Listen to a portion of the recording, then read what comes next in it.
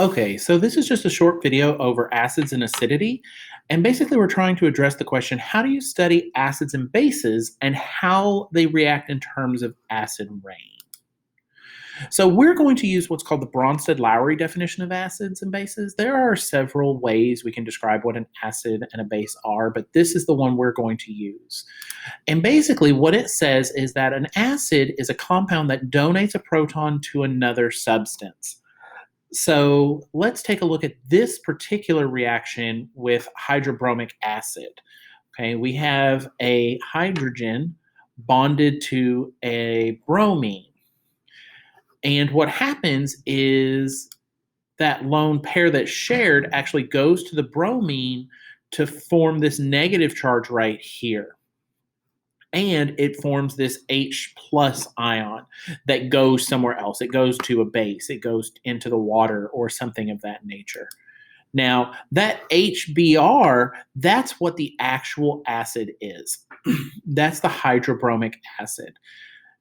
Now, there are several what are called strong acids that we'll talk about in another video. But a strong acid is a type of acid that always donates all of their primary protons. This means that the primary proton actually breaks away from the compound and is donated somewhere else.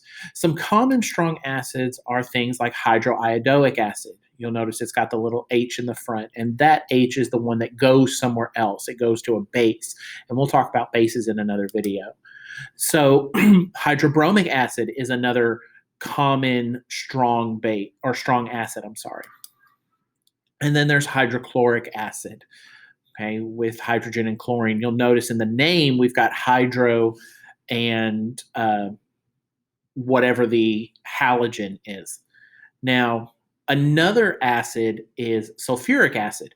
And the case here is that sulfuric acid actually has two protons. It has one here and one here. It's also got a double bond or two. And this is not the 100% true accurate structure of sulfuric acid, but it's good enough for our approximations. And sulfuric acid is a component of batteries and things like that. Now, another one is nitric acid, where we have HNO3. Okay, and it gets rid of that proton. So the one proton in nitric acid is the one that's donated. And once again, in a strong acid, all the protons, with one exception here, are donated. They're given up to form a negative ion. Now, one thing I do want to draw your attention to is that in sulfuric acid, only one proton is completely donated. The other one stays attached. So only the first proton is the strong acid proton. Now, when we look at acids, when we look at a formula or a compound, it's how do we know that it is acidic?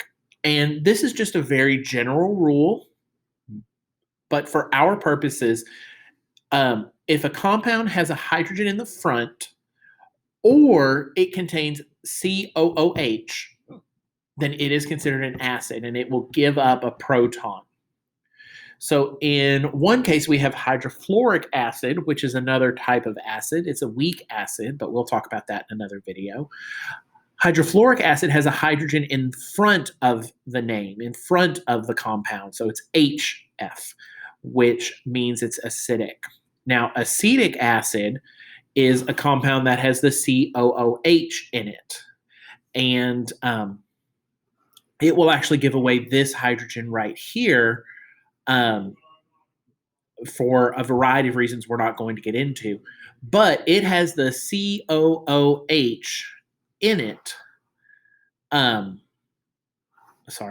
which helps define that it's an acidic compound. It's an organic acid, and we're not going to get into that too deeply, but I do want you to know that if it contains COOH or there's a hydrogen in the front, it is an acid. And that kind of covers all the basics for acids, and we will talk about bases and pH and other things in another video. Okay, I hope you have a great day.